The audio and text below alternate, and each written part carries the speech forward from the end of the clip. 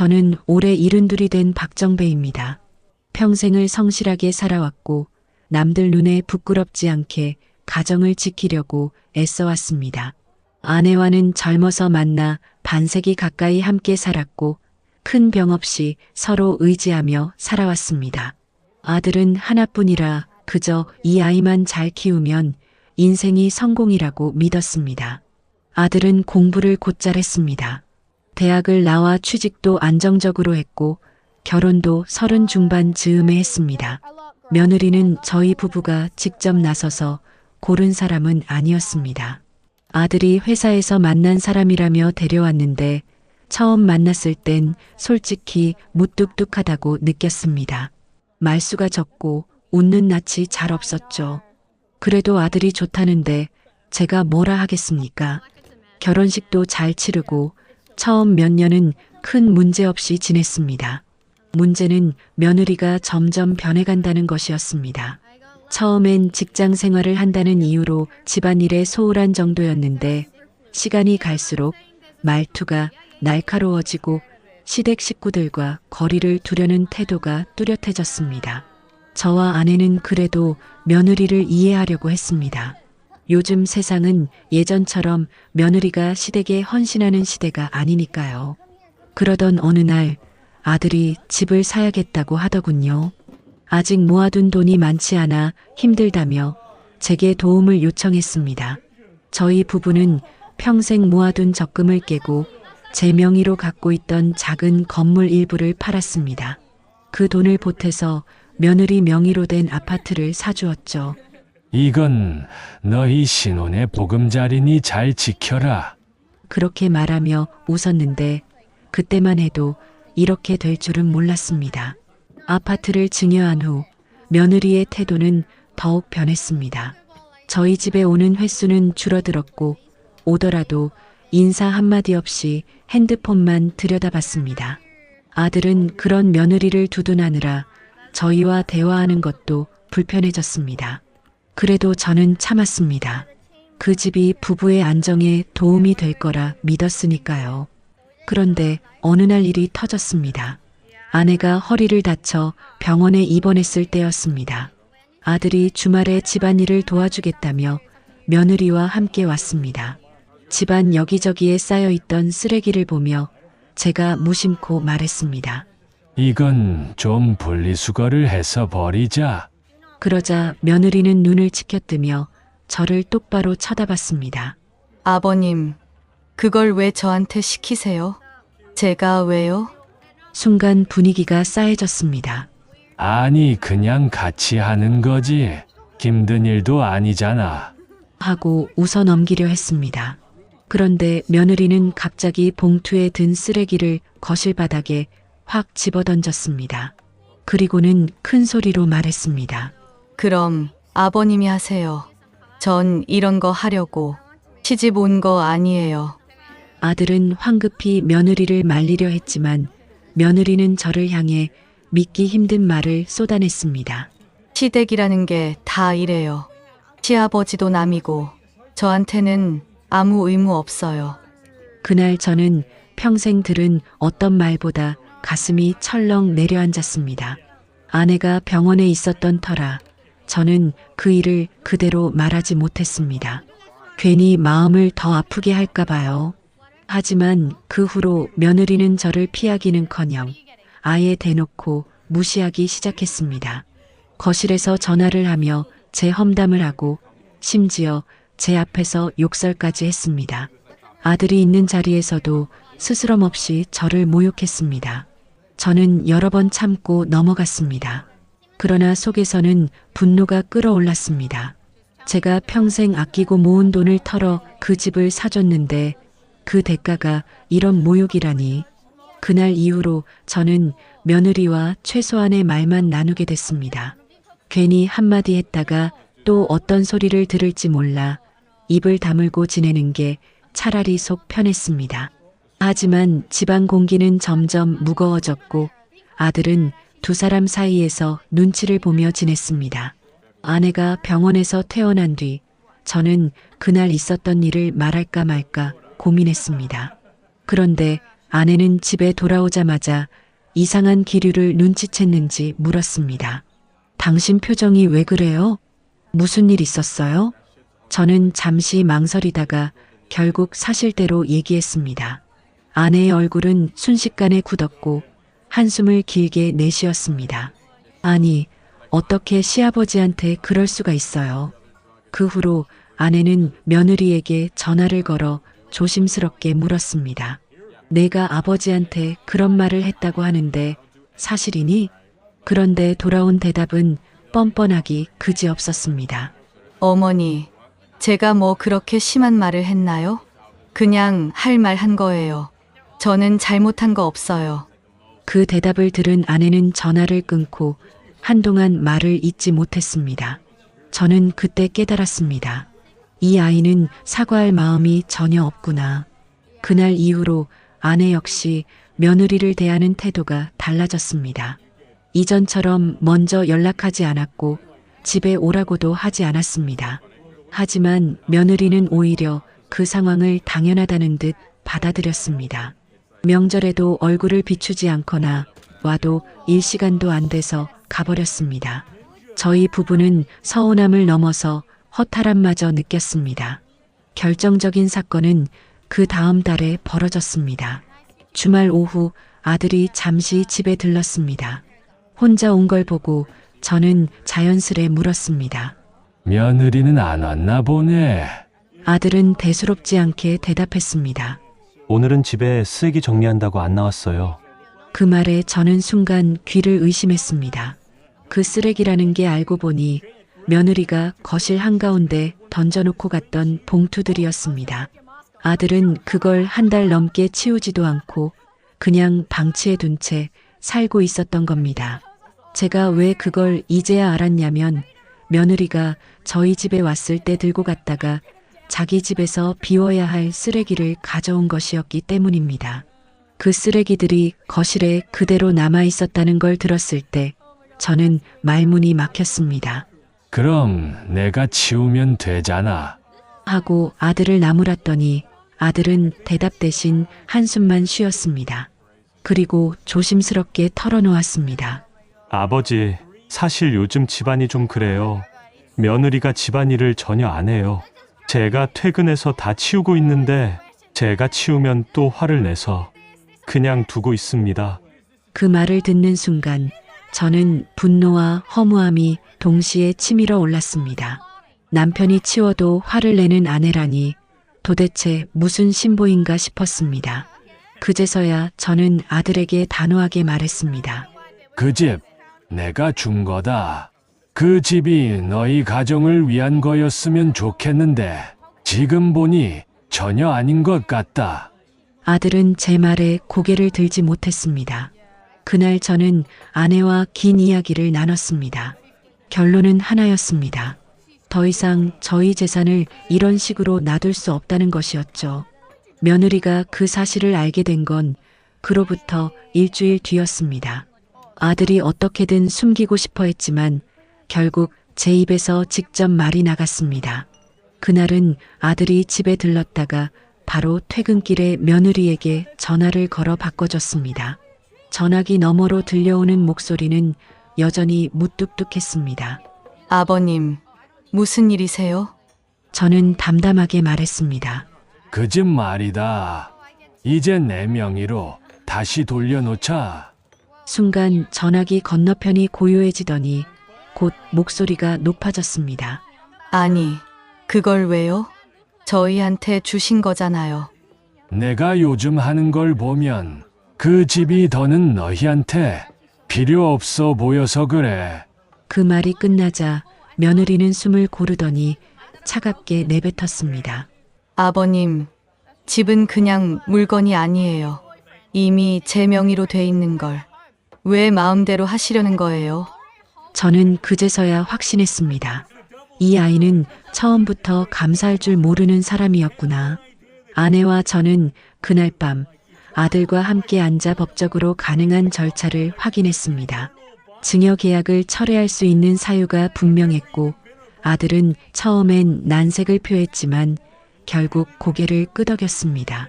며느리는 그 뒤로 저희 집에 전화를 하지 않았습니다. 대신 아들에게 불같이 화를 냈다고 합니다. 내 아버지 너무하신 거 아니야? 우리 부부를 거지로 만들려고 작정하신 거야? 아들은 중간에서 몇 번이고 달래려 했지만 며느리의 목소리는 점점 커졌습니다. 쓰레기 분리수거 좀 안 했다고 집을 뺏겠다는 게 말이 돼? 그 말을 들은 저는 피가 거꾸로 솟는 기분이었습니다. 쓰레기 분리수거 문제 하나 때문이 아니었습니다. 그동안 쌓이고 쌓인 무시와 모욕, 그리고 가족으로서의 기본 예의조차 지키지 않는 태도 때문이었죠. 며느리는 결국 아들을 데리고 저희 집으로 찾아왔습니다. 거실에 들어서자마자 제 앞에 앉지도 않고 서 있는 채로 팔짱을 끼더군요. 아버님, 저 솔직히 말씀드릴게요. 저한테 집을 주셨으면 그냥 저희 거예요. 그걸 다시 달라고 하는 건 말도 안 돼요. 저는 멀찍이 앉아 그녀를 바라보다가 천천히 말했습니다. 그래, 법적으로 그렇게 생각할 수도 있겠지. 하지만 나는 그 집을 너한테 개인적으로 준 게 아니다. 우리 아들을 포함해서 너희 가정을 위해 준 거다. 아내는 옆에서 아무 말도 하지 않았습니다. 대신 차갑게 며느리를 바라보고 있었습니다.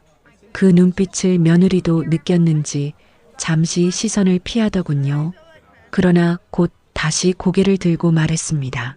그럼 앞으로는 그냥 저희끼리 살게 해주세요. 시댁이 뭐라고 이래라 저래라 하세요? 그 순간 저는 더는 참을 이유가 없었습니다. 그 자리에서 바로 아들에게 말했습니다. 절차 진행하자. 내일 변호사 사무실로 가자. 며느리는 아들의 팔을 붙잡으며 당신도 이렇게까지 할 거야? 하고 소리를 질렀지만 아들은 고개를 돌린 채 아무 대답도 하지 않았습니다. 그날 이후 저는 변호사와 함께 증여 취소 소송을 준비했습니다. 며느리는 처음엔 큰 소리 치더니 법적 절차가 시작되자 다급해졌는지 여러 번 연락을 해왔습니다. 하지만 그 연락은 사과가 아니라 협박에 가까웠습니다. 아버님, 집 뺐으면 저도 가만 안 있을 거예요. 저희 부모님도 가만 안 계실 거예요. 저는 그런 말에도 흔들리지 않았습니다. 왜냐하면 이미 제 마음속에서는 이 며느리를 가족으로 인정하지 않게 되었으니까요. 며느리의 친정이 움직이기 시작한 건 그로부터 얼마 지나지 않아서였습니다. 먼저 전화를 걸어온 건 며느리의 어머니였습니다. 전화 목소리는 겉으로는 예의를 차린 듯 했지만 속에는 날이 서 있었습니다. 시아버님, 아무리 그래도 집을 그렇게 갑자기 빼앗는 건 너무하신 거 아닙니까? 저는 차분히 대답했습니다. 빼앗는 게 아니라 돌려받는 겁니다. 그 집은 우리 아들을 포함한 가정을 위해 준 거였지. 며느리 개인 재산으로 주는 게 아니었어요. 그러자 그녀는 바로 목소리를 높였습니다. 아니, 증여하셨으면 끝이지. 그걸 왜 다시 가져간다는 거예요? 법적으로는 저희 딸 거예요. 그 말투를 듣는 순간 저는 속으로 생각했습니다. 아, 이 사람도 며느리랑 똑같구나. 감사할 줄도 모르고 오히려 권리만 주장하는구나. 그 후로 며느리의 친정 쪽에서 여러 번 전화를 해왔습니다. 심지어 며느리의 오빠라는 사람까지 전화를 걸어와서는 대놓고 반말을 했습니다. 아저씨, 왜 집 문제로 이렇게 시끄럽게 하세요? 그냥 놔두면 되잖아요. 저는 짧게 대답했습니다. 가족으로서 기본을 안 지키는 사람한테는 아무것도 줄 수 없다. 그리고는 전화를 끊어버렸습니다. 이 일은 동네에서도 조금씩 소문이 퍼지기 시작했습니다. 아마 며느리 쪽에서 자기들에게 유리하게 이야기를 하고 다닌 모양이었습니다. 가끔 시장에 나가면 몇몇 사람들이 저를 보고 수군거리는 게 느껴졌습니다. 그럴 때마다 속이 쓰렸지만 저는 묵묵히 버텼습니다. 왜냐하면 이미 변호사와 소송 절차를 시작했고 더 이상 물러설 수 없는 상황이었기 때문입니다. 며느리는 그 사이에도 계속 아들을 흔들었습니다. 아들을 집요하게 설득하며 이렇게 말했다고 합니다. 당신이 그냥 모른 척하고 넘어가면 돼. 아버님도 결국 포기하실 거야. 하지만 아들은 이미 저와 아내가 어떤 마음으로 결정을 내렸는지 알았기 때문에 단호하게 고개를 저었다고 합니다. 결국 법원에서 조정 절차가 시작됐습니다. 그 자리에는 저와 아들, 그리고 며느리가 나왔습니다. 며느리는 시작부터 울먹이며 말했습니다. 아버님이 저를 싫어하셔서 이런 일을 벌이신 거예요. 저는 조용히 고개를 저었습니다. 내가 나를 싫어하든 좋아하든 그건 상관없다 하지만 가족으로서 최소한의 예의와 책임은 지켜야 한다. 조정위원이 중간에서 타협안을 내보려 했지만 저는 이미 마음을 굳혔습니다. 그 집은 반드시 제 손에 다시 돌아와야 했습니다. 마침내 몇 달의 절차 끝에 집은 제 명의로 돌아왔습니다. 그날 등기 이전이 끝나자마자 저는 부동산에 매물로 내놓았습니다. 아내도 옆에서 조용히 고개를 끄덕였습니다. 이제 깨끗하게 정리합시다. 그리고 며칠 뒤 집을 보러 온 사람들이 있었고 생각보다 빨리 계약이 성사됐습니다. 계약서에 도장을 찍는 순간 저는 묘한 해방감을 느꼈습니다. 몇 년 동안 마음속을 짓눌렀던 돌덩이가 내려가는 기분이었습니다. 집이 팔렸다는 소식은 며느리 귀에도 금세 들어갔습니다. 그날 저녁 아들은 잔뜩 굳은 얼굴로 저희 집에 찾아왔습니다. 현관에 들어서자마자 신발도 제대로 벗지 않은 채 말하더군요. 아버지, 며느리가 지금 난리가 났어요. 저는 묵묵히 의자에 앉아 아들의 말을 들었습니다. 아들은 한숨을 길게 내쉬며 이어갔습니다. 집을 팔았다고 하니까 저한테 뭐라 하는 정도가 아니라 이혼 얘기까지 꺼내고 있어요. 저는 그 말을 듣고도 크게 놀라지 않았습니다. 이미 그럴 사람이라는 걸 알고 있었으니까요. 며느리는 그날 밤 저에게도 전화를 걸어왔습니다. 목소리는 거의 울부짖는 수준이었습니다. 아버님, 어떻게 저한테 이렇게 하실 수 있어요? 저한테 주신 거잖아요. 저는 차분히 대답했습니다.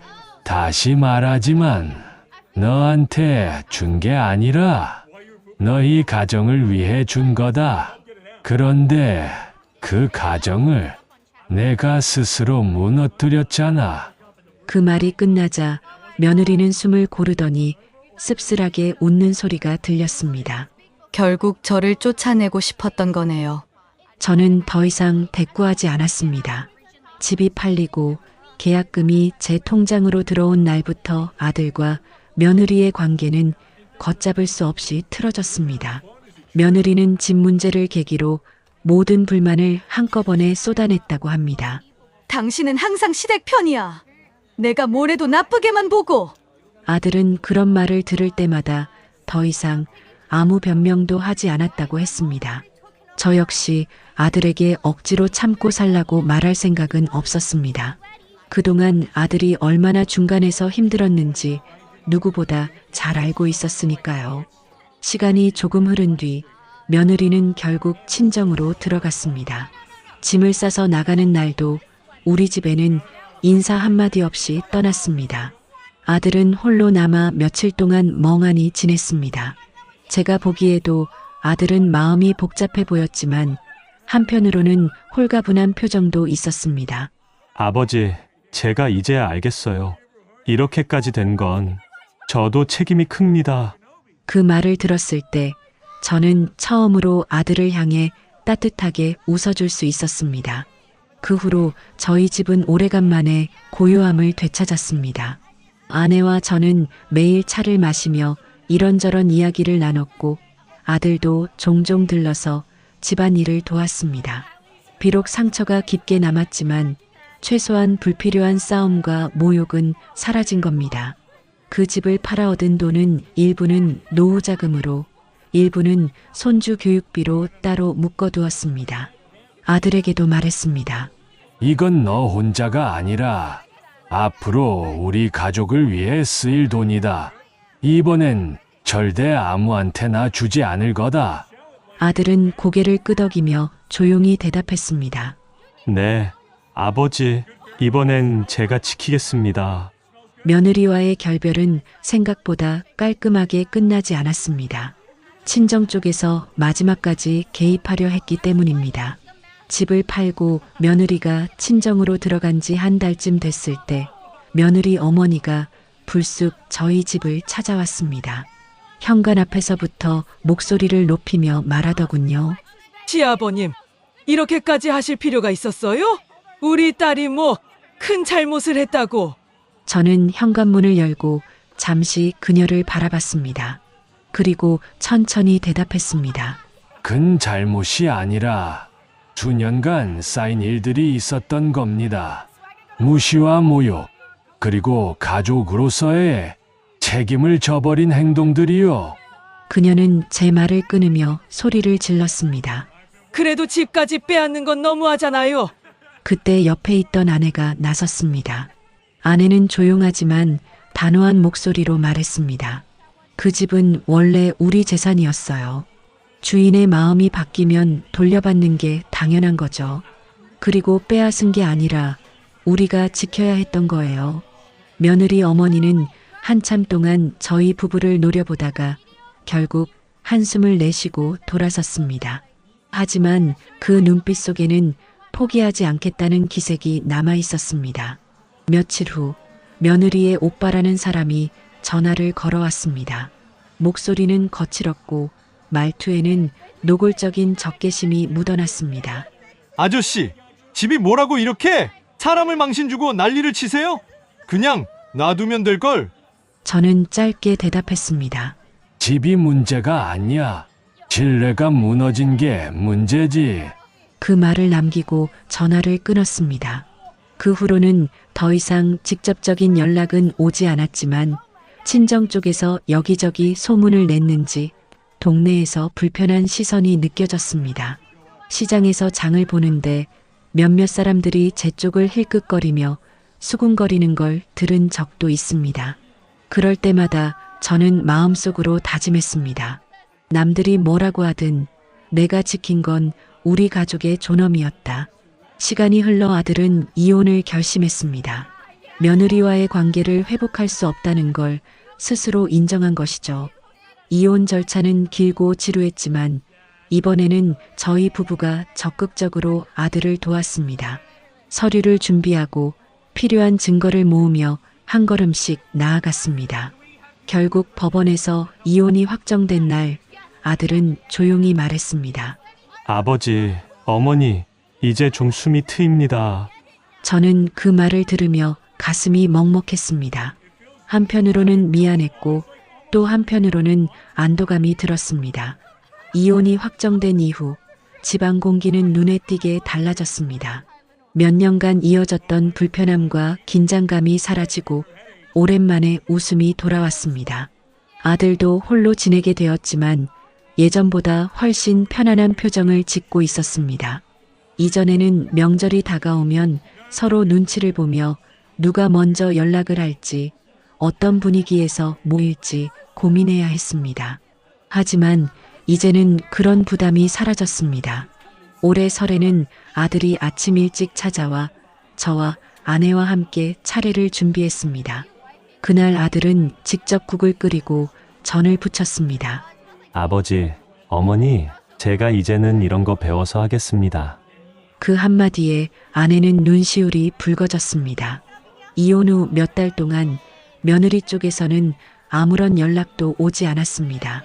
마치 모든 걸 끊고 사는 듯 했죠. 하지만 주변 사람들을 통해 들려오는 소문은 달랐습니다. 친정 쪽에서 여전히 저희를 험담하고 다닌다는 이야기였습니다. 시댁에서 며느리 집을 뺏었다. 그렇게 인심도 없는 집이 어딨냐. 이런 말들이 돌고 있다는 걸 알았지만 저는 더 이상 신경 쓰지 않았습니다. 아들은 직장 생활에 더 집중했고 주말이면 자주 저희 집에 들렀습니다. 저녁을 같이 먹고 가끔은 저와 함께 산책도 했습니다. 그 과정에서 저는 아들이 그동안 얼마나 큰 스트레스 속에서 살았는지 조금씩 느낄 수 있었습니다. 아버지, 그때 집 문제로 싸우기 전에도 사실 우리 사이가 많이 틀어져 있었어요. 아들은 그렇게 조심스럽게 속 이야기를 꺼냈습니다. 저는 말없이 그의 등을 토닥였습니다. 팔린 집에서 나온 돈은 여전히 제 통장 속에 잘 보관돼 있었습니다. 아내와 저는 그 돈을 함부로 쓰지 않기로 했습니다. 앞으로 있을 손주들의 미래나 혹시 아들이 다시 새 가정을 꾸리게 될 때를 위해 남겨두기로 한 것이죠. 아내는 종종 말했습니다. 이번 일을 겪고 나니까 사람 보는 눈이 더 깊어졌어요. 겉으로만 봐서는 알 수 없는 게 많네요. 저는 고개를 끄덕이며 대답했습니다. 그래서 우리도 앞으로는 더 신중해야 해요. 주는 건 쉽지만 다시 가져오는 건 어렵다는 걸 뼈저리게 알았잖아요. 그 후로 우리 가족은 조금씩 평온을 되찾아갔습니다.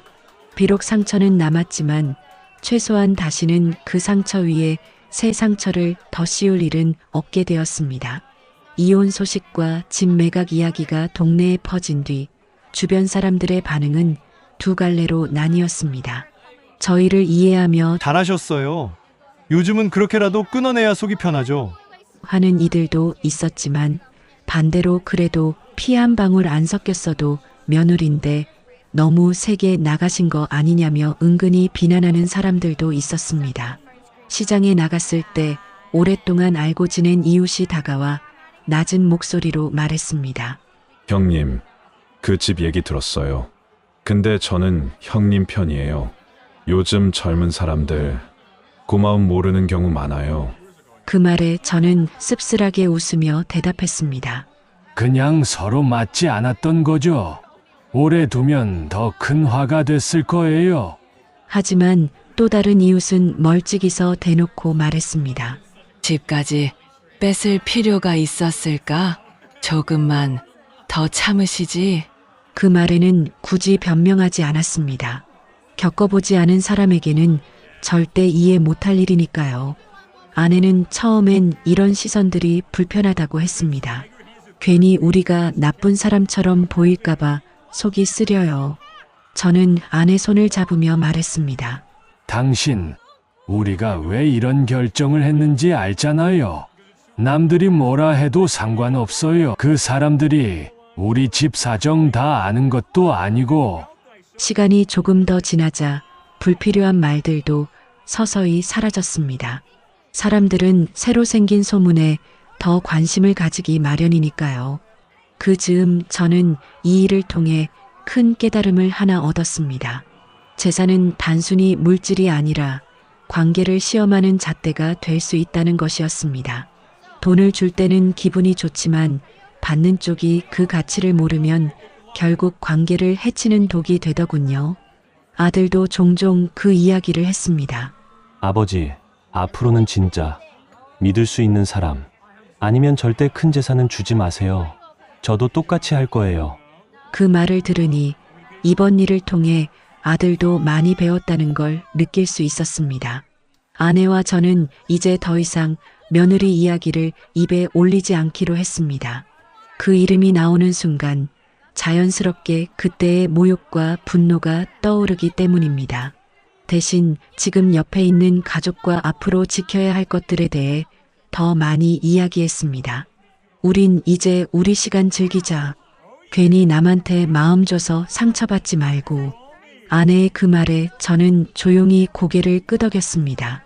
집과 며느리 문제를 정리하고 나니 일상의 작은 순간들이 다르게 느껴졌습니다.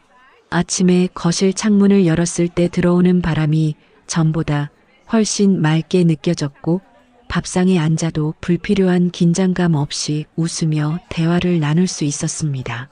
아내는 오랜만에 꽃을 키우기 시작했습니다.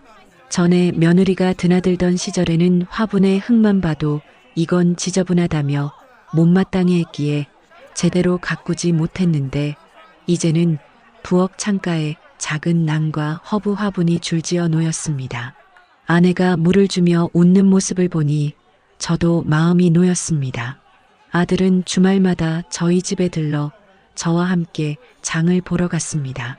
시장에 가서 고등어를 고르고 과일을 사며 이런저런 이야기를 나눴죠. 예전에는 그저 형식적으로만 물어보던 아들이 이제는 제 의견을 귀담아 듣고 저와 아내가 원하는 것을 챙기려고 했습니다. 아버지, 이번 주는 제가 고기 사겠습니다. 그 말이 참 사소한 것 같아도 제겐 큰 위로가 됐습니다. 시간이 흐르면서 저와 아내는 미래에 대한 계획도 조금씩 세우기 시작했습니다. 남은 노후 자금을 어떻게 지킬지, 혹시라도 다시 이런 일을 겪지 않으려면 어떤 대비를 해야 할지 말이죠.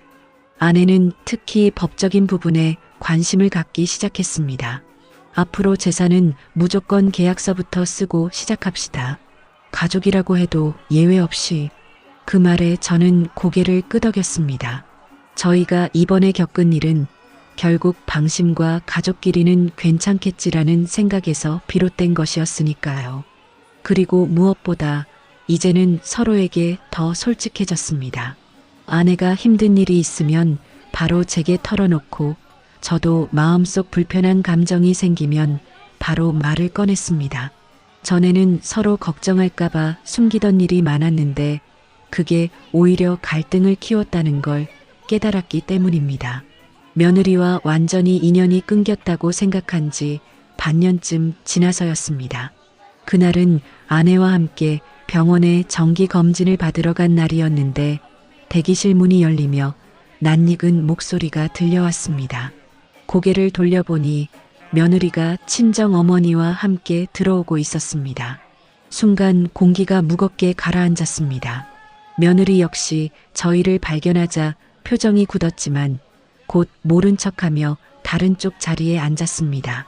저와 아내는 아무 말도 하지 않았습니다. 그동안 쌓인 감정이 한순간에 밀려왔지만 굳이 말다툼을 할 이유도 자리를 피할 이유도 없었습니다. 그런데 몇 분 지나지 않아 며느리의 친정어머니가 일부러 크게 말하기 시작했습니다. 요즘은 남한테 집까지 뺏기고도 잘 사는 사람이 있네. 목소리는 분명 저희 쪽을 향해 있었지만 시선을 주지 않은 채 던지는 말이었습니다. 아내의 손이 제 무릎 아래에서 살짝 움찔했지만 저는 그냥 고개를 숙이고 잡고 있던 진료 카드를 더 꼭 쥐었습니다. 그 순간 예전 같았으면 제 성격에 반박을 했을 겁니다. 하지만 이제는 알았습니다. 그 사람들과 더 얽히는 건 제 감정과 시간을 낭비하는 일이라는 것을. 아내도 제 침묵을 이해했는지 곁에서 조용히 제 손을 잡아주었습니다. 진료를 마치고 병원을 나서는데 며느리와 눈이 잠깐 마주쳤습니다. 그 눈빛 속에는 여전히 반감과 억울함이 섞여 있었지만 저는 그 시선을 오래 붙잡지 않았습니다. 대신 짧게 한마디 했습니다. 건강해라. 그게 저희 사이에서 나눈 마지막 말이었습니다. 집으로 돌아오는 길에 아내가 말했습니다. 당신 참 많이 변했네요. 예전 같았으면 화를 못 참고 큰 소리 내셨을 텐데. 저는 웃으며 대답했습니다. 이제는 화내서 얻을 게 없다는 걸 알아요. 우리는 앞으로 우리 인생만 잘 지키면 됩니다.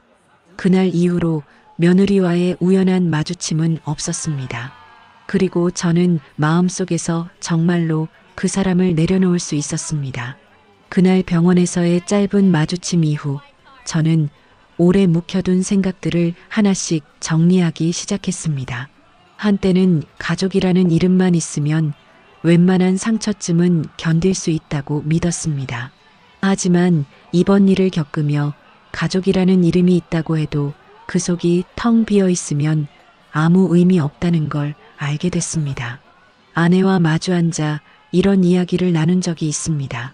당신 가족이 뭐라고 생각해요? 아내는 잠시 생각하다가 조용히 대답했습니다. 피가 이어져 있든 아니든 서로를 지키고 존중하는 사람이 가족이죠. 그게 없으면 그냥 남이에요. 그 말에 저는 고개를 끄덕였습니다.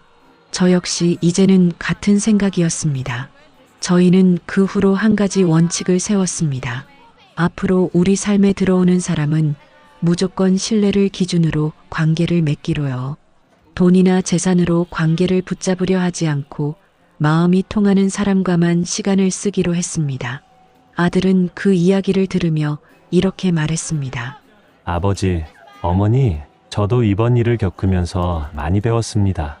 결혼을 다시 하더라도 예전처럼 부모님 힘만 믿고 살지 않을 거예요. 제 힘으로, 그리고 부모님을 지키면서 살겠습니다.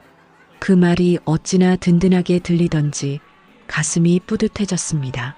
그 후로 저와 아내는 조금씩 미래 계획을 세웠습니다. 혹시 모를 상황에 대비해 재산 일부를 신탁 형태로 관리하고 생활비와 비상금을 따로 분리해 두었습니다. 그리고 남은 시간에는 여행도 다니고 하고 싶었던 취미도 배우기로 했습니다. 아내는 수채화를 배우기 시작했고 저는 동네 서예 교실에 등록했습니다. 예전 같았으면 이런 여유를 부리는 것이 사치처럼 느껴졌을 겁니다. 하지만 이제는 알았습니다. 내 마음과 시간을 지키는 것이야말로 가장 확실한 재산이라는 것을요. 계절이 바뀌고 집 앞 가로수 잎이 초록에서 노랗게 물들기 시작할 무렵이었습니다. 올해는 유난히 가을이 짧게 느껴졌습니다. 아마 마음이 한결 가벼워져서 매일이 빨리 지나가는 것처럼 느껴졌는지도 모르겠습니다. 아침이면 아내가 끓여주는 따끈한 된장국 냄새로 하루를 시작했고 점심에는 동네 뒷산에 올라 단풍이 든 숲길을 천천히 걸었습니다. 예전에는 산책을 해도 마음 한쪽이 늘 무겁고 복잡했지만 이제는 그저 눈앞의 풍경에만 집중할 수 있었습니다. 아들도 주말이면 자주 찾아왔습니다. 아내가 만든 찌개를 먹으며 웃고 저와는 거실에 앉아 차를 마셨습니다. 아버지, 이렇게 조용한 게 참 좋네요. 그 말이 참 단순한데 그 안에 담긴 무게를 저는 알 수 있었습니다. 그동안 우리 가족이 얼마나 소란스러운 시간을 버텨왔는지 서로 다 알고 있었으니까요. 어느 날은 아들이 제게 여행을 제안했습니다. 아버지, 어머니랑 제주도라도 한번 다녀오세요. 제가 항공권이랑 숙소 다 예약해 드릴게요. 아내는 처음엔 손사래를 쳤지만 저는 웃으며 받아들였습니다. 그래, 이제는 그런 시간도 좀 가져야지. 그 여행은 단 며칠이었지만 오랜만에 아내 얼굴에서 긴장이 풀린 표정을 볼 수 있었습니다. 돌아오는 비행기 안에서 아내가 제게 말했습니다. 당신, 우리 앞으로는 이렇게 사는 거예요. 남 신경 안 쓰고 하고 싶은 거 하면서. 저는 창밖 구름을 바라보다가 대답했습니다. 그래요, 이제는 우리 둘 인생만 생각합시다. 평온한 날들 속에서도 예상치 못한 순간에 과거의 그림자가 스치듯 지나갈 때가 있었습니다. 어느 날이었죠. 동네 마트에서 장을 보고 계산대 줄에 서 있었는데 제 앞에 서 있는 여자가 들고 있는 장바구니 속에 낯익은 머그잔이 보였습니다. 그건 제가 예전에 며느리에게 사준 집들이 선물 세트에 들어있던 머그잔과 똑같은 모양이었습니다. 순간 가슴이 묘하게 철렁했습니다. 혹시나 해서 얼굴을 살짝 봤지만 다행히 며느리는 아니었습니다. 그럼에도 그 작은 물건 하나가 순식간에 몇 년 전 그날들을 떠올리게 만들었습니다. 계산을 마치고 집으로 돌아오는데 마음 한구석이 쓰렸습니다. 그동안 잊었다고 생각했던 기억들이 머그잔 하나로 다시 수면 위로 떠오른 것이죠. 그 안에는 분노도 있었지만 한편으론 씁쓸함이 더 컸습니다. 그때는 왜 그렇게까지 참았을까? 왜 더 일찍 끊지 못했을까? 하지만 곧 생각을 바꿨습니다. 아니, 그 과정을 거쳤으니까 지금의 우리가 있는 거지.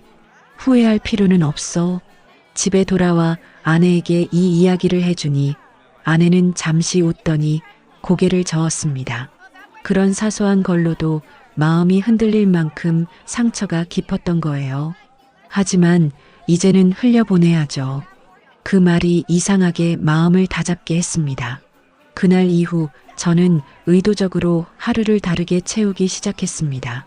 아침에 일어나면 가장 먼저 창문을 열고 거실 가득 들어오는 바람을 깊게 들이마셨습니다. 그리고 부엌으로 가서 아내와 함께 커피를 내렸습니다. 커피 향이 집안을 채우는 동안 어제의 일이나 과거의 기억은 생각하지 않았습니다. 오후에는 가끔 아들과 함께 근처 체육공원에 갔습니다. 예전엔 마주 앉아도 서로 눈치를 보며 대화를 피하던 우리가 이제는 아무 주제나 꺼내 웃으며 이야기할 수 있게 됐습니다. 아들은 종종 이렇게 말하곤 했습니다. 아버지, 그 일 겪고 나니까 우리 가족이 더 단단해진 것 같아요. 그 말에 저는 고개를 끄덕이며 대답했습니다. 그래, 어려운 일을 지나야 진짜 서로를 알게 되는 거지. 저녁이 되면 아내와 함께 동네를 한 바퀴 산책했습니다. 가로등 불빛 아래서 나란히 걷다 보면 예전엔 상상도 못했던 평온이 느껴졌습니다. 아내가 문득 이렇게 말했습니다. 당신 요즘 표정이 많이 부드러워졌어요. 저는 웃으며 대꾸했습니다. 그건 아마 더 이상 우리를 힘들게 하는 사람이 없어서일 거예요. 그리고 저는 작은 습관 하나를 만들었습니다. 하루에 한 번 오늘 있었던 좋은 일을 종이에 적는 겁니다. 시장에 갔다가 싱싱한 생선을 샀다든지 아들이 웃는 얼굴로 집에 왔다든지 그런 사소한 기쁨들을 기록하다 보니 과거의 기억이 끼어들 틈이 점점 줄어들었습니다. 이렇게 일상을 다스리다 보니 예전 같으면 며느리와 관련된 얘기를 들었을 때 가슴이 뛰고 화가 치밀었을 상황도 담담하게 넘길 수 있게 됐습니다. 마치 오래전 상처가 이제는 희미한 흉터로만 남은 것처럼요. 아들이 새로운 시작을 준비한다는 이야기를 꺼낸 건 겨울이 막 시작되던 즈음이었습니다. 저녁 식사 자리에서 그는 조심스레 말을 꺼냈습니다.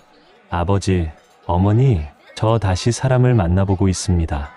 순간 아내와 저는 눈을 마주쳤습니다. 예상 못한 이야기는 아니었지만 이렇게 빨리 들을 줄은 몰랐습니다. 아들은 서둘러 덧붙였습니다. 걱정하실까봐 미리 말씀드리는 거예요. 이번엔 성격도 잘 맞고 저를 있는 그대로 존중해주는 사람입니다. 아내는 잠시 말이 없었고 저는 차분히 물었습니다. 내가 확신이 있으면 우리야 응원하지. 하지만 이번엔 서두르지 말고 충분히 시간을 가져야. 아들은 고개를 끄덕이며 대답했습니다. 네, 이번엔 저도 똑같은 실수를 반복하고 싶지 않아요. 그 후로 아들은 주말에 그 사람과 함께 시간을 보내며 가끔은 우리 집에도 데려왔습니다. 그녀는 조용하면서도 예의 바른 사람이었고 처음 인사하는 날부터 아내에게 직접 만든 빵을 건넸습니다. 아내는 그 빵을 받아들며 미소를 지었지만 눈빛 속에는 조심스러운 경계심이 남아 있었습니다. 저 역시 경계를 완전히 풀진 않았습니다. 한 번의 상처가 깊었던 만큼 아무리 좋은 인상을 받아도 섣불리 마음을 열 수 없었습니다. 그래도 함께 식사를 하며 대화를 나누다 보니 그녀가 최소한 말과 행동에서 진심이 느껴진다는 건 알 수 있었습니다. 아들은 천천히 관계를 이어갔고 우리도 그 과정을 지켜봤습니다. 그 모습을 보며 저는 속으로 생각했습니다. 이번에는 정말 행복하게 살았으면 좋겠다. 하지만 무슨 일이 있어도 우리 가족의 중심은 무너지지 않게 해야지. 그날 이후 우리 집 분위기는 조금 달라졌습니다. 식탁에 웃음소리가 더 자주 들렸고 주말이면 함께 외출하는 날이 많아졌습니다. 예전처럼 불편한 공기가 감돌 일은 전혀 없었습니다. 아들이 새 인연과의 관계를 조금씩 진지하게 이어가자 집안 대화 주제도 자연스럽게 미래 이야기로 옮겨갔습니다. 어느 저녁 식사 자리에서 아들이 말했습니다. 아버지, 어머니, 아직 확정은 아니지만 내년쯤 결혼을 생각하고 있습니다. 아내는 젓가락을 잠시 내려놓고 아들을 바라봤습니다. 내가 충분히 고민하고 내린 결정이면 우리가 반대할 이유는 없어. 다만 이번엔 서로의 생활 방식과 가치관을 정말 깊이 알아봐야 한다. 아들은 고개를 끄덕이며 대답했습니다. 맞아요. 그래서 지금은 서로 집안 분위기도 알고 생활 패턴도 맞춰가고 있습니다. 저는 조심스럽게 덧붙였습니다. 결혼은 두 사람만의 일이 아니야. 서로의 가족과도 인연이 이어지는 거니까 작은 불씨라도 미리 확인하고 가야 한다. 아들은 제 말을 가볍게 넘기지 않고 메모하듯 마음속에 새기는 듯 보였습니다. 그 후로 아들은 주말마다 그녀와 함께 여행을 다녀오거나 서로의 친구들을 소개받는 시간을 가졌습니다. 우리가 그 과정을 지켜보면서도 굳이 간섭하거나 의견을 밀어붙이지 않았습니다. 지난 경험이 우리 모두에게 가르쳐 준 건 결국 당사자가 스스로 판단하고 책임지는 게 가장 중요하다는 사실이었으니까요. 아내는 가끔 제게 속마음을 털어놨습니다. 이번엔 잘 됐으면 좋겠어요. 아들이 웃는 얼굴로 집에 오는 걸 보니 예전보다 훨씬 안정돼 보이긴 해요. 저는 그 말에 고개를 끄덕이며 대답했습니다. 그래요. 다만 우리가 할 수 있는 건 지켜보고 필요할 때 힘이 돼주는 것뿐입니다. 그리고 우리 부부는 또 하나의 원칙을 세웠습니다. 혹시라도 결혼이 성사되더라도 재산 문제는 명확하게 선을 긋고 시작하자. 감정에 휩쓸려 무조건 주거나 맡기지 않고 모든 건 문서로 남기자는 것이었습니다. 아들도 그 의견에 동의했습니다. 저도 그게 맞다고 생각해요. 서로 믿더라도 책임은 각자 져야죠. 이런 대화를 나누면서 저는 마음 한켠이 놓였습니다. 아들이 단순히 새로운 사람을 만난 게 아니라 진짜로 과거의 경험에서 배웠다는 확신이 들었기 때문입니다. 아들이 결혼 준비를 본격적으로 시작하겠다고 선언한 건 봄이 막 시작되던 시기였습니다. 그날 아들은 커다란 서류 봉투를 들고 우리 집에 왔습니다. 봉투 안에는 예식장 브로슈어, 신혼집 후보 목록, 그리고 결혼 예산 계획표가 깔끔하게 정리돼 있었습니다. 아내는 자료를 하나하나 넘기며 감탄했습니다. 이렇게 꼼꼼하게 준비한 건 처음 보네요. 예전 같았으면 이런 건 다 우리한테 맡기고 그냥 따라오기만 했잖아. 아들은 웃으며 대답했습니다. 이번엔 저와 그녀가 다 상의해서 준비하고 있어요. 부모님은 편하게 계시면 돼요. 저는 그 말이 참 반가우면서도 한편으로는 마음이 뭉클했습니다. 지난번 결혼 때는 모든 걸 우리가 나서서 챙겼지만 결과는 상처뿐이었으니까요. 이번에는 아들이 주도적으로 움직이고 우리 부부는 뒤에서 지켜보기만 하는 것이 훨씬 현명하다고 느껴졌습니다. 신혼집 이야기가 나왔을 때 아들은 조심스럽게 말했습니다. 부모님이 예전에 주셨던 집 얘기 때문에 상처도 많았고, 그래서 이번엔 저희 힘으로 마련하려고 합니다. 전세든 월세든 감당할 수 있는 범위에서 시작할 거예요. 그 말을 듣는 순간 저는 속으로 큰 안도감을 느꼈습니다. 재산 문제로 시작하는 결혼은 그만큼 관계를 복잡하게 만들 수 있다는 걸 아들이 확실히 깨달았다는 증거였으니까요. 결혼 준비 과정에서 아들은 종종 우리에게 의견을 구하긴 했지만 최종 결정은 늘 본인과 예비 배우자가 내렸습니다. 드레스 투어를 다녀왔다든지 예물 디자인을 골랐다든지 하는 소식을 전해 들을 때마다 우리 부부는 그저 웃으며 축하해 주었습니다. 잘했네. 너희 둘이 좋으면 그게 제일 중요한 거다. 그러면서도 우리는 한 가지를 잊지 않았습니다. 혹시라도 과거의 상처가 떠오르게 될 만한 상황에서는 먼저 조심스럽게 선을 그었습니다. 예를 들어 결혼 비용을 부담하겠다는 이야기가 나올 때면 저는 이렇게 말했습니다. 필요하면 도와줄 수는 있지만 모든 건 계약서로 명확하게 하자. 서로 부담이나 오해가 없게. 아들은 그 말에 주저없이 동의했습니다. 결혼식 날짜가 확정되자 집안에는 다시 활기가 돌기 시작했습니다. 드레스 사진, 청첩장 시안, 꽃 장식 견본 같은 것들이 식탁 위에 놓였고 아내는 오랜만에 손수 앞치마를 두르고 음식 연습을 하기도 했습니다. 그 모습을 보며 저는 문득 생각했습니다. 이제야 진짜 축하할 수 있는 결혼을 맞이하는구나. 결혼식이 2달 앞으로 다가오자 자연스럽게 예비 며느리와 함께 보내는 시간이 늘어났습니다.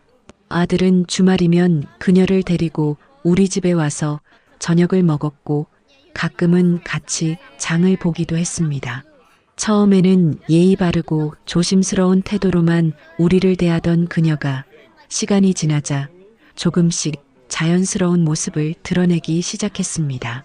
아내와 부엌에서 나란히 서서 채소를 다듬으며 이런저런 이야기를 나누기도 했고, 제가 거실에서 TV를 보고 있으면 옆에 앉아 조용히 커피를 내려주기도 했습니다.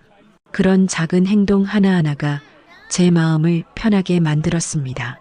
어느 날은 아들이 늦게 오는 바람에 그녀와 아내 그리고 저 이렇게 셋만 저녁을 먹게 됐습니다. 그녀가 직접 만든 잡채와 샐러드를 가져왔는데 맛이 꽤 괜찮았습니다. 식사를 하면서 그녀가 이렇게 말했습니다. 아버님, 어머님, 저는 결혼해서도 두 분을 가족으로 생각하고 잘 지내고 싶어요. 가끔 부족할 수도 있지만 노력하겠습니다. 그 말에 아내가 웃으며 대답했습니다. 우린 너를 믿을게. 서로 배려하면서 지내면 돼. 그날 저녁이 끝나고 아내가 제게 말했습니다. 이번엔 참 다르네요. 억지로 친해지려고 애쓰는 게 아니라 그냥 자연스럽게 스며드는 느낌이에요. 저도 고개를 끄덕였습니다. 그래서 더 좋은 거죠. 꾸며낸 건 오래 못 가지만 진심은 드러나기 마련이니까.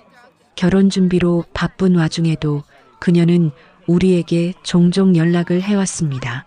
아내에게는 요리나 살림 팁을 묻기도 하고 저에게는 아들의 건강 상태나 스트레스를 어떻게 관리하면 좋을지 물어보았습니다. 그런 관심이 단순한 예의가 아니라 진심에서 비롯된 것임을 느낄 수 있었습니다. 점점 저는 과거의 상처를 완전히 내려놓을 수 있었습니다. 가족이라는 이름 아래서도 무너질 수 있었던 우리였지만 이제는 그 이름이 다시 따뜻하게 느껴졌습니다.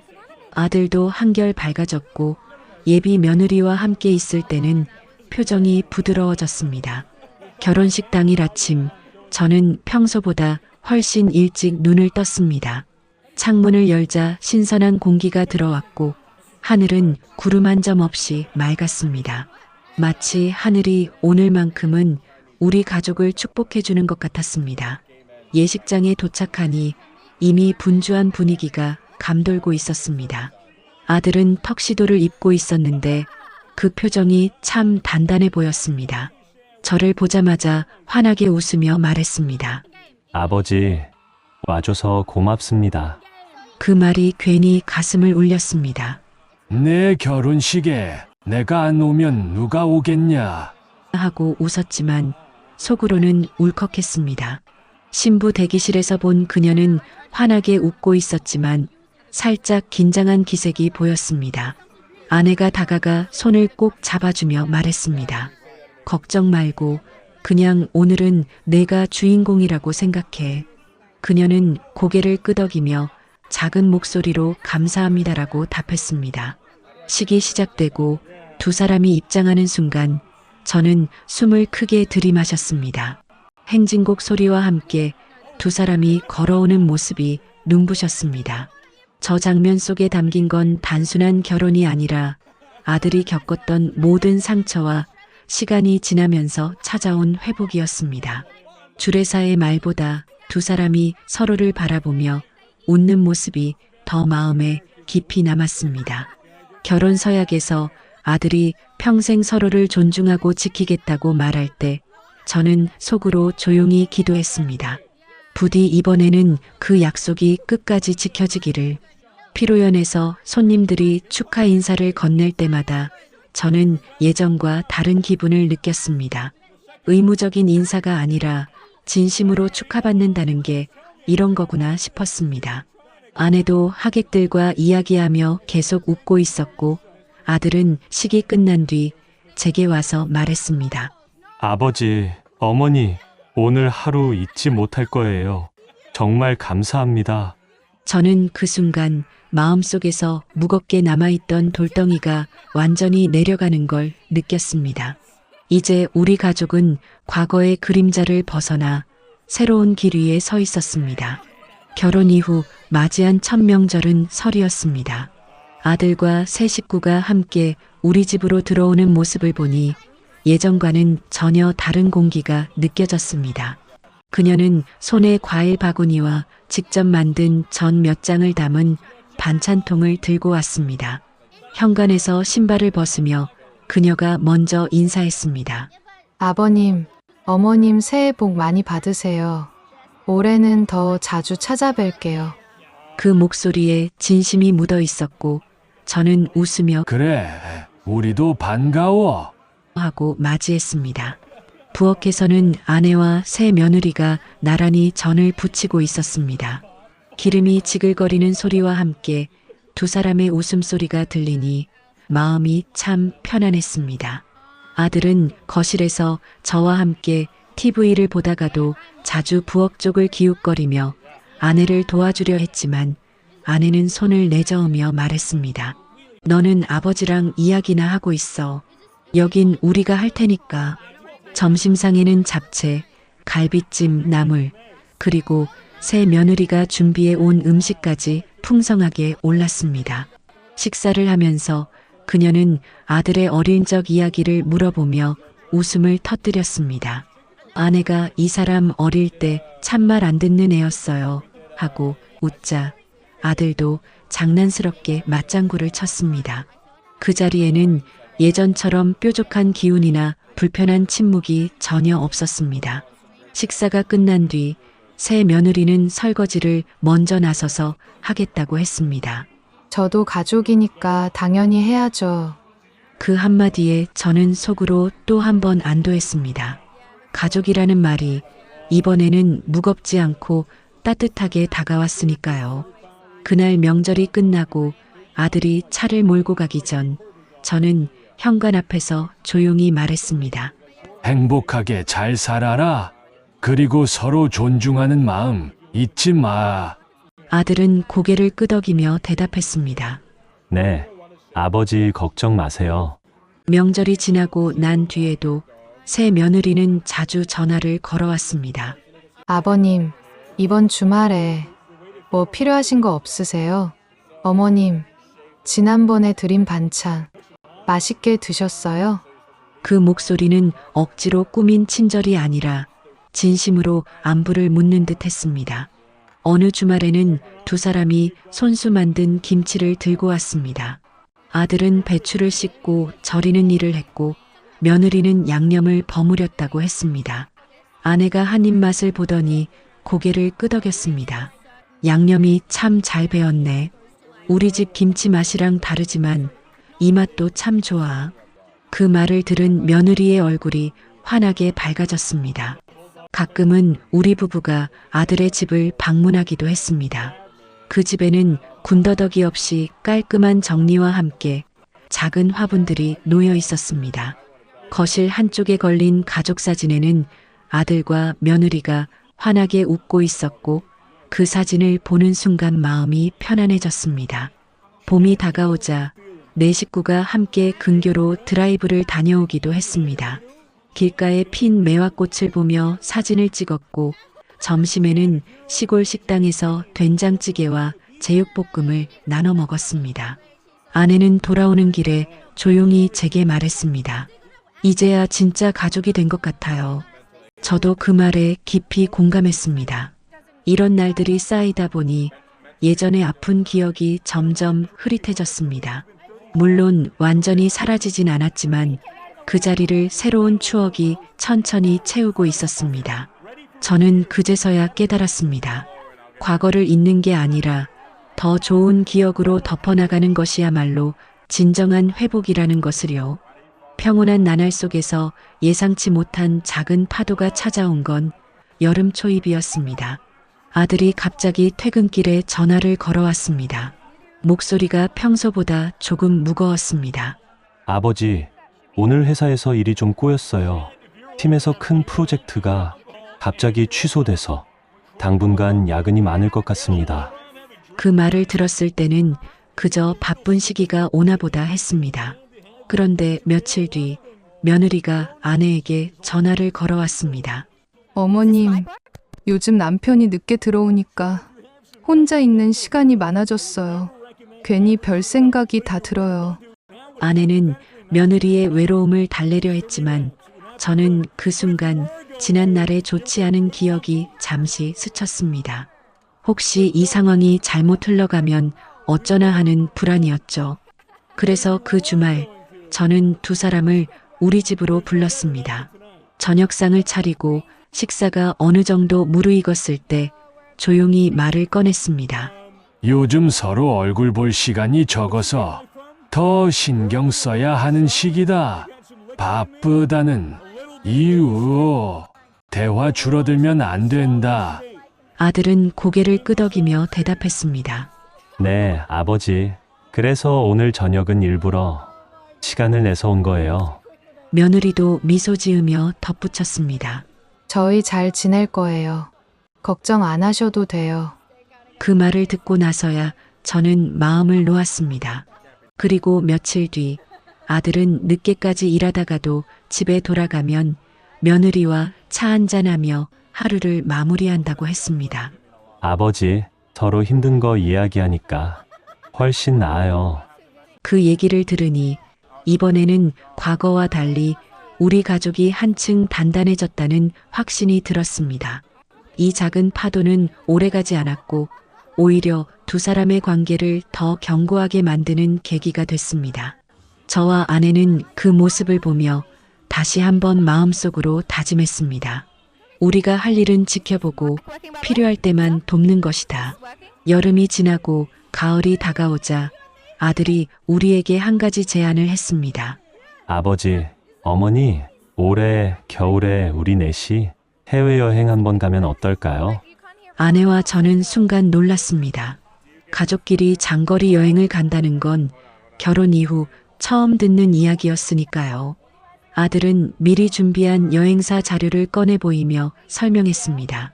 일본 온천 여행인데 휴양지에서 며칠 푹 쉬다 오는 거예요. 일정도 여유롭고 어머니가 좋아하실 만한 온천 마을도 있어요. 아내는 처음엔 손사래를 쳤습니다. 그 돈 아껴서 너희가 쓰는 게 낫지 않니? 하지만 며느리가 곧바로 대답했습니다. 어머님, 이번 여행은 저희가 준비할게요. 두 분께 꼭 드리고 싶은 시간이니까요. 그 말에 저는 더 이상 거절하지 않았습니다. 그렇게 네 식구의 여행 준비가 시작됐습니다. 여권 확인부터 짐 꾸리기까지 며느리가 세심하게 챙겼습니다. 아내는 옷가지를 고르면서도 웃음을 감추지 못했습니다. 이렇게 누가 챙겨주는 여행은 처음이네. 저도 한편으론 설렘이 있었지만 한편으론 정말 우리가 이렇게 편하게만 있어도 되나 하는 생각이 들었습니다. 출발 하루 전날 아들은 집으로 전화를 걸어왔습니다. 아버지, 어머니 날씨가 좀 쌀쌀할 것 같아요. 따뜻한 옷 꼭 챙기세요. 그 말에 저는 괜히 마음이 따뜻해졌습니다. 예전에는 늘 우리가 챙겨주는 입장이었는데 이제는 아들이 우리를 챙기는 쪽으로 바뀌었으니까요. 출발 당일 공항에 도착했을 때의 설렘은 오랜만에 느껴보는 감정이었습니다. 아들은 이미 체크인을 마쳐놓았고 며느리는 따뜻한 커피를 사서 우리 손에 쥐어주었습니다. 비행기 타기 전에 조금 드세요. 추울 수도 있어요. 그 말 한마디에 긴장이 풀리며 여행이 정말 시작됐다는 실감이 났습니다. 비행기 안에서 아내는 창가 자리에 앉아 구름 사이로 보이는 햇빛을 한참 바라봤습니다. 이렇게 편하게 여행 오는 건 처음이네. 그 말을 들으니 그동안 아내가 마음고생하며 살았던 시간이 문득 떠올라 가슴이 뭉클했습니다. 목적지에 도착하자 공기는 깨끗했고 거리에는 단풍이 물들어 있었습니다. 첫날은 온천 마을의 작은 여관에 짐을 풀고 저녁엔 따끈한 전골을 먹었습니다. 아들은 잔을 들며 말했습니다. 이제 우리 가족은 좋은 일만 만들면서 삽시다. 그 말에 모두가 잔을 부딪히며 웃었습니다. 다음 날 며느리가 추천한 온천에 갔습니다. 아내와 며느리는 여탕에서, 아들과 저는 남탕에서 온천물에 몸을 담갔습니다. 뜨거운 물이 온몸을 감싸니 묵은 피로가 풀리는 것 같았습니다. 아들은 물속에서 조용히 말했습니다. 아버지, 이렇게 편하게 웃는 아버지 얼굴은 처음 보는 것 같아요. 저는 웃으며 대답했습니다. 그건 내 덕분이야. 너희가 이렇게 챙겨주니까. 여행 마지막 날 우리는 작은 언덕에 올라 단풍이 내려다 보이는 풍경을 함께 바라봤습니다. 사진을 찍으며 아내가 제게 속삭였습니다. 이렇게 평온하게 사는 게 꿈이었는데 이제야 이루어졌네요. 저는 아내 손을 꼭 잡으며 대답했습니다. 이제는 우리 둘이서라도 계속 지켜갑시다. 여행을 마치고 집으로 돌아온 뒤 일상은 다시 익숙한 리듬을 되찾았지만 그 안에 깔린 분위기는 확실히 달라져 있었습니다. 함께 보낸 며칠 동안 쌓인 기억이 서로를 더 가깝게 만들었고 그 여운이